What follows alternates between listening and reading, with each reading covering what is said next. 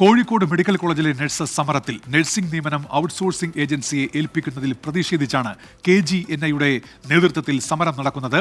ഷഹദ് റഹ്മാൻ വിവരങ്ങളുമായി ചേരുന്നുണ്ട്. ഷഹദ്, ഇത് ആശുപത്രിയുടെ പ്രവർത്തനത്തെ ബാധിച്ചിട്ടുണ്ടോ? ഷഹദ്,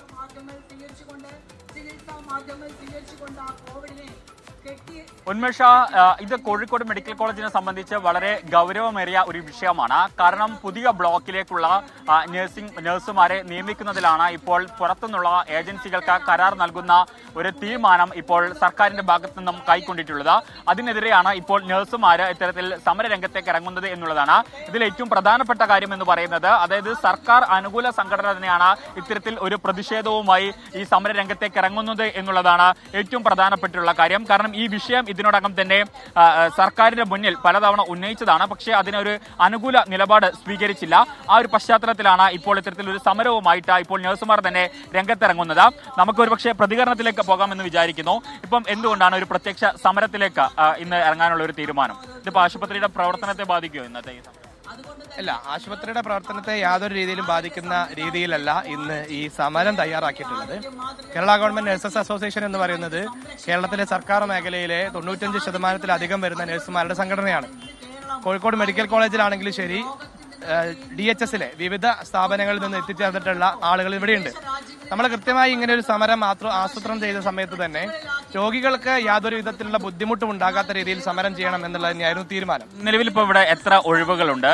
എത്ര പേരെ നിയമിക്കണം എന്നാണ് വിചാരിക്കുന്നത്?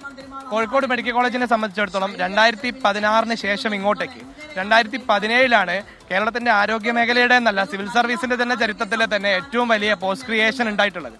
ആ പോസ്റ്റ് ക്രിയേഷന്റെ ഭാഗമായി കോഴിക്കോട് മെഡിക്കൽ കോളേജിൽ മാത്രം 300 നഴ്സുമാരുടെ അധിക തസ്തികകൾ സൃഷ്ടിച്ചു.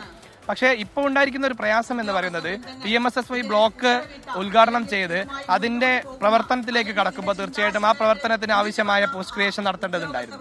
ആ പോസ്റ്റ് ക്രിയേഷൻ നിലവിലെ സാഹചര്യത്തിൽ ഉണ്ടാവാതെ അതിന് പകരത്തിലേക്ക് അധികാരികളുടെ ഭാഗത്തു നിന്നും ഒരു ഔട്ട്സോഴ്സിംഗ് ഏജൻസിയെ ഏൽപ്പിക്കുക നിയമനത്തിലേക്ക് എന്നുള്ള തീരുമാനത്തിൽ വന്നപ്പോൾ ആ തീരുമാനത്തിനെതിരെയാണ് ഇന്നിപ്പോൾ KGNA ഇങ്ങനത്തെ പ്രതിഷേധം കോഴിക്കോടും ഇതേ സമയം തന്നെ ആലപ്പുഴയും നടത്തിക്കൊണ്ടിരിക്കുന്നത്. ഈ രണ്ട് മെഡിക്കൽ കോളേജുകളിലാണ് പ്രധാനമായിട്ടും ഇത്തരത്തിലൊരു പ്രതിസന്ധി നിലനിൽക്കുന്നത്. പ്രത്യേകിച്ച് ഈ PSCയിൽ ഇതുമായി ബന്ധപ്പെട്ട ഇത്തരത്തിൽ റാങ്കിൽ നിൽക്കുന്ന ആളുകളെ പോലും പരിഗണിക്കാതെയാണ് പുറത്തുനിന്നുള്ള ഒരു കരാർ ഏജൻസിക്ക് ഇതുമായി ബന്ധപ്പെട്ട ഇത്തരത്തിൽ കരാർ നൽകുന്നത്. അതിനെതിരെയാണ് ഇപ്പോൾ എന്തായാലും നഴ്സുമാർ ഒന്നാകെ സമരരംഗത്ത് ഇറങ്ങിയിരിക്കുന്നത്. അല്പസമയം മുമ്പ് ഇത്തരത്തിൽ PSC ലിസ്റ്റിൽ വന്നിട്ടുള്ള ആളുകളുമായിട്ട് നമ്മൾ സംസാരിച്ചിട്ടുണ്ടായിരുന്നു.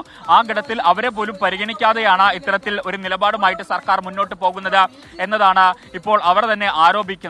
ഒരുപക്ഷെ വരും മണിക്കൂറുകളിൽ അവരുടെ പ്രതികരണം നമുക്ക് ലഭ്യമാക്കാൻ വിചാരിക്കുന്നു. മാത്രമല്ല, അതായത് ഇത്തരത്തിലൊരു തീരുമാനമായിട്ട് മുന്നോട്ട് പോവുകയാണെങ്കിൽ ഇതിനെതിരെ ശക്തമായിട്ടുള്ള പ്രതിഷേധവുമായി രംഗത്തിറങ്ങാനാണ് എന്തായാലും നഴ്സുമാർ ഇപ്പോൾ തീരുമാനിച്ചിരിക്കുന്നത്. കോഴിക്കോട്, ആലപ്പുഴ ജില്ലകളിലെ മെഡിക്കൽ കോളേജുകളിലാണ് ഇപ്പോൾ ഈ പ്രതിസന്ധി നിലനിൽക്കുന്നത്. ഷഹദ് റഹ്മാനാണ് വിവരങ്ങൾ നൽകിയത്.